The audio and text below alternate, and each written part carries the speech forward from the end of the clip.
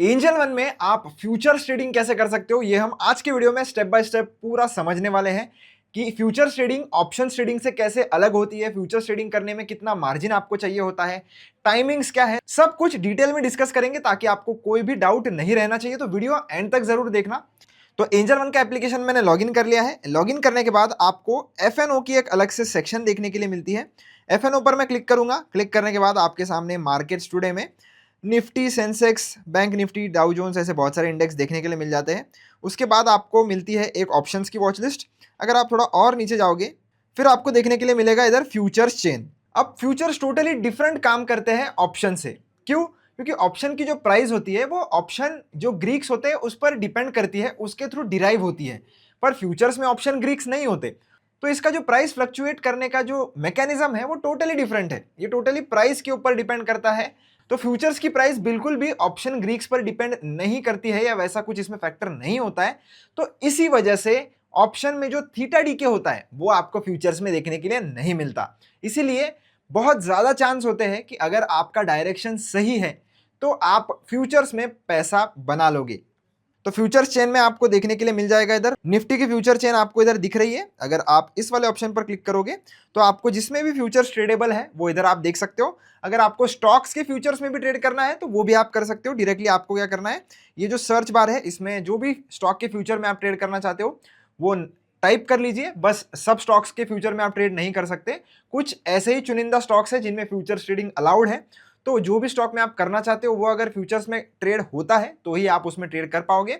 Stock का नाम आपको लिखना है और आगे FUT आपको लिखना है, तो आपका जो है वो फ्यूचर का कॉन्ट्रैक्ट आपको मिल जाएगा। जैसे मैं आपको एग्जांपल देता हूं, रिलायंस का अगर मुझे फ्यूचर चाहिए तो रिलायंस में टाइप करूंगा और उसके सामने FUT टाइप करूंगा।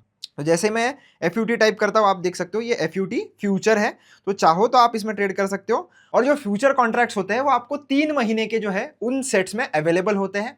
जो महीना अभी फिलहाल चल रहा है, जैसे अभी फरवरी चल रहा है तो फरवरी का कॉन्ट्रैक्ट आपको अवेलेबल होगा।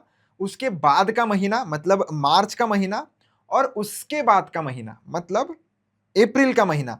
तो ऐसे कंसेक्यूटिव जो 3 मंथ होते हैं उनके जो फ्यूचर्स के कॉन्ट्रैक्ट है वो ट्रेडेबल होते हैं। जैसे ही फरवरी का महीना खत्म हो जाएगा और फरवरी का जो फ्यूचर का कॉन्ट्रैक्ट है वो एक्सपायर हो जाएगा, उसके बाद आपके लिए मई का कॉन्ट्रैक्ट जो है वो ओपन हो जाता है। तो इसी तरीके से आप चाहो तो मैक्स टू मैक्स 3 महीने के बाद के फ्यूचर्स में ट्रेड कर सकते हो। फिर से चलते हैं हमारे निफ्टी के फ्यूचर के। तो इसमें देखने के लिए मिलेगा आपको कि ये करंट एक्सपायरी का है, ये नेक्स्ट एक्सपायरी का है और ये फार एक्सपायरी का है। और फ्यूचर का कॉन्ट्रैक्ट कब एक्सपायर होगा वो भी इन्होंने इधर लिखा हुआ होता है। तो फ्यूचर का कॉन्ट्रैक्ट भी एक दिन एक्सपायर होता है। ऐसे नहीं है कि आप इसको लाइफ टाइम होल्ड कर सकते हो, ऐसा बिल्कुल भी नहीं है। तो मान लेते हैं कि निफ्टी के करंट एक्सपायरी के फ्यूचर में आपको ट्रेड लेना है, तो सिंपली आपको इसके ऊपर क्लिक करना है।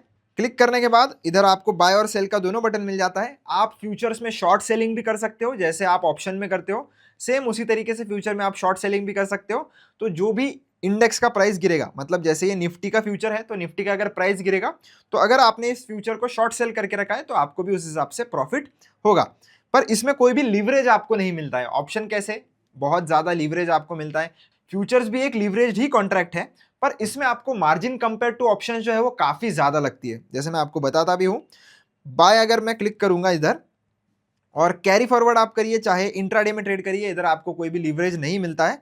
तो मैं तो प्रीफर करता हूं कि कैरी फॉरवर्ड ही हमेशा सेलेक्ट करूं, क्योंकि एक दिन से ज्यादा अगर मुझे अपनी पोजीशन होल्ड करनी पड़ेगी तो कैरी फॉरवर्ड वाला ऑप्शन जो है वो कभी भी अच्छा रहेगा। लगभग 26,000 के आसपास जो है वो प्राइस इधर चल रहा है निफ्टी का। एक लॉट जो है वो 65 क्वांटिटी का आता है। तो एक लॉट में अगर आपको ट्रेड करना है तो 65 क्वांटिटी उसमें आएगी।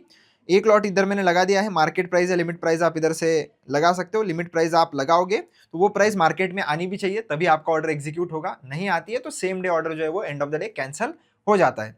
तो इसीलिए मार्केट पर आप चूज कर सकते हो। लगभग 1,91,000 रुपीज के आसपास आपको मार्जिन लग रहा है एक लॉट बाय करने के लिए। तो वही मैं बात कर रहा था कि compare two options trading, futures trading के लिए आपके पास बहुत ज्यादा मार्जिन होना चाहिए। और इसी रीजन की वजह से काफी लोग सिर्फ और सिर्फ ऑप्शंस में ट्रेड करते हैं, क्योंकि उनके पास इतना मार्जिन नहीं होता है। पर अगर आपके पास ज्यादा मार्जिन है तो आप बेशक फ्यूचर्स में ट्राई करिए, फ्यूचर्स को सीखिए कि कैसे ट्रेड करते हैं, कैसे चीजें इसकी काम करती है। क्योंकि फ्यूचर्स में अगर आपने डायरेक्शन पकड़ लिया कि मार्केट इस लेवल के ऊपर जाएगी तो मैं बाय करूंगा और आपकी डायरेक्शन सही है, तो उस केस में आपका पैसा जरूर बनेगा। ऑप्शंस में क्या होता है, भले ही हमारी डायरेक्शन सही है पर थीटा डीके के वजह से अगर मार्केट में फास्ट मोमेंटम नहीं आता है, मार्केट साइडवेज चला जाता है, तो उस केस में भी ऑप्शन बायर को नुकसान हो जाता है, जो आपको फ्यूचर्स में नहीं देखने के लिए मिलेगा। इसलिए फ्यूचर्स में प्रॉफिटेबिलिटी का जो चांसेस है कंपेयर टू ऑप्शंस थोड़े ज़्यादा है। आप अगर चार्जेस में जाओगे तो चार्जेस पर क्लिक करने के बाद आपको इधर के चार्जेस भी दिखेंगे कि कैसे कैसे आपको चार्जेस लगेंगे एक लॉट को। ये सिर्फ बाय करने के हैं, जब आप सेल करोगे तब अलग चार्जेस लगते हैं, सेम वे में आप चेकआउट कर सकते हो। तो जैसे आप ट्रेड प्लेस करते हो ऑप्शंस में, फ्यूचर्स में या स्टॉक में, आपको बाय पर क्लिक करना है, आपका बाय हो जाता है। अगर आपने कैरी फॉरवर्ड सेलेक्ट किया है तो एक दिन के लिए आपको पोजिशंस में दिखाता है। ये जो ऑर्डर्स वाला सेक्शन है आपका, ऑर्डर्स वाले सेक्शन में आपको इधर पोजीशन वाला जो सेक्शन है इसमें देखने के लिए आपको फ्यूचर का कॉन्ट्रैक्ट मिल जाएगा।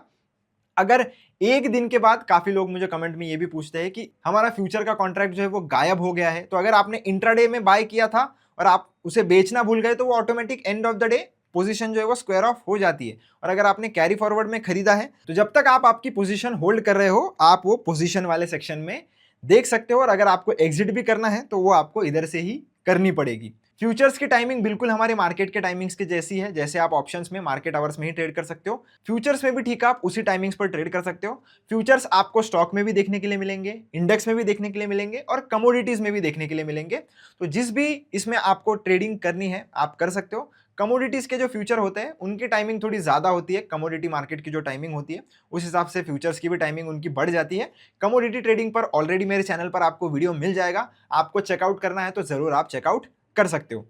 बाकी और एक मेथड में बता देता हूं आपको, इन केस अगर आप होम वाले सेक्शन में हो और डायरेक्टली आपको कोई भी स्टॉक के या इंडेक्स के फ्यूचर में ट्रेड करना हो, जैसे मुझे बैंक निफ्टी का अगर फ्यूचर चाहिए तो ऊपर ये सर्च बार में आना है, इधर पहले इंडेक्स का नाम आपको टाइप करना है और उसके सामने FUT जैसे ही आप लगाओगे आपके सामने बैंक निफ्टी के भी फ्यूचर जो है वो आ चुके हैं।